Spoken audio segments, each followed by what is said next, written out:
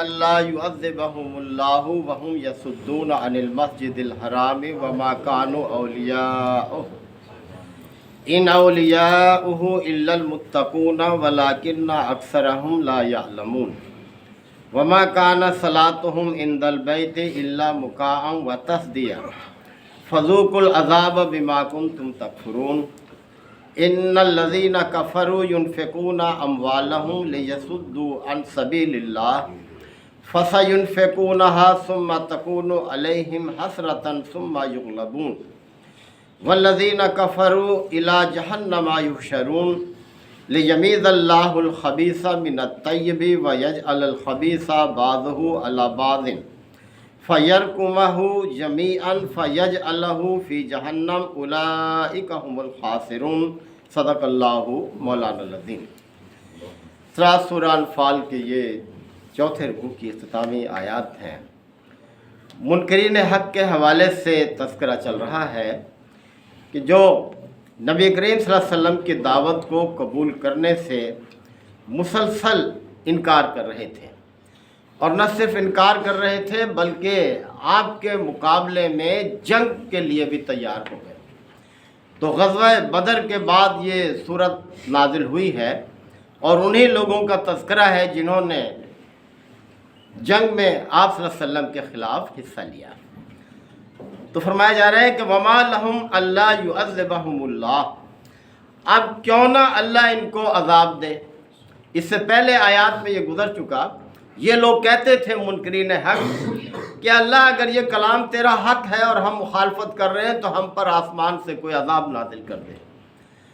اب عذاب نازل نہیں ہو رہا تو اس کا مطلب یہ لیتے تھے کہ ہم حق پر ہیں، اور نعوذ باللہ یہ رسول جو ہے یہ غلط ہے۔ تو اللہ تعالیٰ نے اس کے جواب میں فرمایا تھا کہ اے نبی صلی اللہ علیہ وسلم، جب تک آپ ان کے درمیان موجود ہیں اس وقت تک اللہ عذاب نازل نہیں کرے گا، اور اسی طرح سے جب تک ان لوگوں میں اہل ایمان ہے اور وہ اللہ سے استغفار کر رہے ہیں اس صورت میں بھی اللہ ان لوگوں پر عذاب نازل نہیں کرے گا۔ اور اب چونکہ آپ صلی اللہ علیہ وسلم مکہ چھوڑ چکے تھے، ہجرت کر آئے تھے، مدینہ میں آ گئے تھے، تو اب اس حوالے سے بات کی جا رہی ہے کہ وما لہم اللہ یعذبہم اللہ، اب اللہ کیوں نہ ان کو عذاب سے دوچار کرے، وہم یصدون عن المسجد الحرام، کیونکہ یہ لوگوں کو مسجد حرام سے روکتے ہیں۔ ان کفار مکہ نے زیارت سے روکا ہوا تھا اہل ایمان کو، آنے نہیں دیتے تھے خانہ کعبہ کی زیارت کے لیے۔ تو اللہ تعالیٰ فرما رہے ہیں کہ یہ لوگ مسجد حرام سے لوگوں کو روک رہے ہیں۔ وما کان اولیاءہ، حالانکہ یہ مسجد حرام کے صحیح متولی نہیں ہے، یہ اس کے صحیح ولی نہیں ہے، انہیں کوئی حق حاصل نہیں ہے خانہ کعبہ کی تولیت کا، اس کے مجاور بننے کا انہیں کوئی حق حاصل نہیں ہے۔ ان اولیاءہ الا المتقون، اس خانہ کعبہ کے صحیح متولی تو وہ لوگ ہیں جو تقوی والے ہیں، جنہوں نے تقوی کو اختیار کیا ہے۔ وَلَكِنَّ أَكْثَرَهُمْ لَا يَعْلَمُونَ، لیکن اکثر لوگ اس چیز کو جانتے نہیں ہیں کہ اللہ کے گھر کی سرپرستی تو وہ لوگ کریں جو اللہ اور اس کے رسول پر ایمان لانے والے ہیں اور تقوی والے ہیں، جو ہر عمل کو اللہ سے ڈر کر انجام دینے والے ہیں۔ وما کان صلاتهم عند البیت، اب ان کی جو عبادت تھی خانہ کعبہ میں یا اس کے آس پاس، اللہ نے اس کے حوالے سے فرمایا وما کان صلاتهم عند البیت، اور اس گھر کے پاس ان کی جو نماز ہے اس کے سوا کچھ نہیں ہے، الا مکاء و تصدیہ، صرف تالیاں پیٹنا اور ڈھول ڈھمکے بجانا، یہ طرح طرح سے ان کے عبادت کے طریقے تھے، اس کے سوا کچھ بھی نہیں ہے، شور مچانے کے، تالیاں پیٹنے کے علاوہ کچھ نہیں ہے۔ فذوقوا العذاب بما کنتم تکفرون، پس اپنے انکار حق کی پاداش میں عذاب کا مزہ چکھو۔ تو پھر اللہ تعالیٰ نے ان لوگوں کو تنبیہ فرمائی ہے کہ تم بعد آ جاؤ۔ ان الذین کفروا ينفقون اموالهم، یقیناً وہ لوگ جو اپنے مال خرچ کرتے ہیں، کس لیے؟ لیصدوا عن سبیل اللہ، کہ جو لوگوں کو اللہ کے راستے سے روکیں۔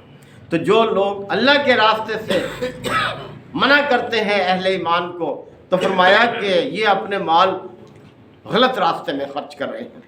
فَسَيُنْفِقُونَهَا، یقیناً یہ اور بھی خرچ کرتے رہیں گے اور اسی کو اپنے لیے بھلائی سمجھیں گے، یعنی غلط راستے میں مال خرچ کرنے کو اپنے لیے فائدہ سمجھیں، کتنی بڑی حماقت ہے یہ۔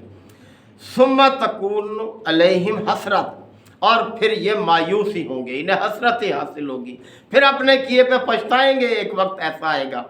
ثُمَّ يُغْلَبُونَ، اور پھر یہ مغلوب بھی ہو جائیں گے، اور مغلوب ہوئے بھی۔ آپ دیکھ لیں 2 ہجری میں یہ صورت نازل ہوئی ہے، اور اس کے 6 سال بعد 8 ہجری میں مکہ فتح ہو گیا اور خانہ کعبہ مسلمانوں کے قبضے میں آ گیا۔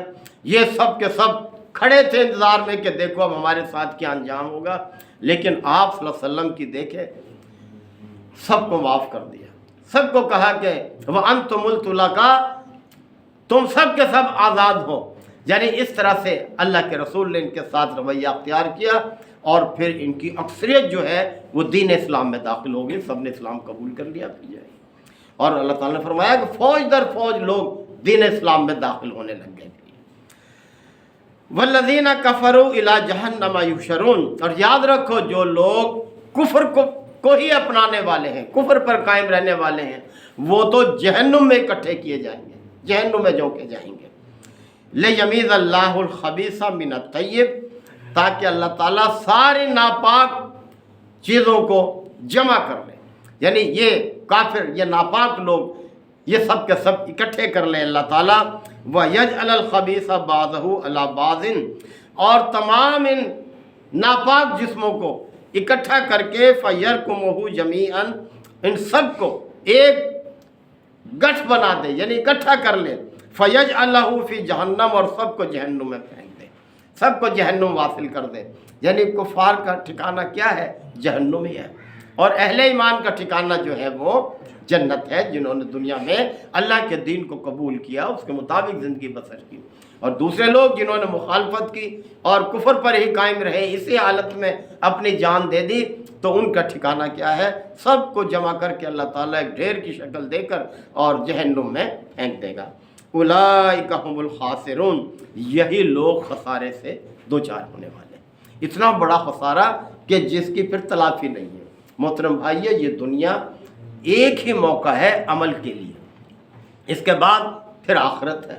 تو اس وقت اگر پچھتائے کوئی شخص کہ کاش میں نے دنیا میں نیک راستہ اختیار کیا ہوتا، تو اس پچھتانے کا پھر کوئی فائدہ نہیں ہے۔ تو اب اس دنیا میں عمل کا موقع ہے، اپنے عمل کو اچھا انجام دیں تاکہ دوسری زندگی اچھی ہو۔ اللہ تعالی ہم سب کو یہ بات سمجھنے کی، عمل کی توفیق عطا فرمائے۔ وآخر دعوانا الحمدللہ وکفیٰ وسلام علی عبادہ الذین اصطفیٰ۔ ربنا آتنا فی الدنیا حسنۃ وفی الآخرۃ حسنۃ وقنا عذاب النار وادخلنا الجنۃ مع الابرار یا عزیز یا غفار یا رب العالمین۔ اللہم انک عفو کریم تحب العفو فاعف عنا۔ اللہم من احییتہ منا فاحیہ علی الاسلام ومن توفیتہ منا فتوفہ علی الایمان۔ یا شافی الامراض اشف مرضانا و مرضى المسلمین، یا قاضی الحاجات اقض حاجاتنا و حاجات المسلمین۔ اللہم اعز الاسلام والمسلمین۔ اے پروردگار، تیرا رحمتوں اور برکتوں کا مہینہ ماہ سیام قریب آ رہا ہے، یا اللہ ہمیں اتنی مہلت عطا فرمانا کہ ہم اس مہینے کی رحمتوں اور برکتوں کو حاصل کر سکیں۔ یا اللہ یہ تیرا بہت بڑا احسان ہے، کرم ہے، فضل ہے کہ یہ مہینہ ہمیں نصیب ہو۔ ربنا تقبل منا انک انت السمیع العلیم وتب علینا انک انت التواب الرحیم۔ صلی اللہ تعالی علی خیر خلقہ محمد و آلہ وصحبہ اجمعین۔ سبحان اللہ۔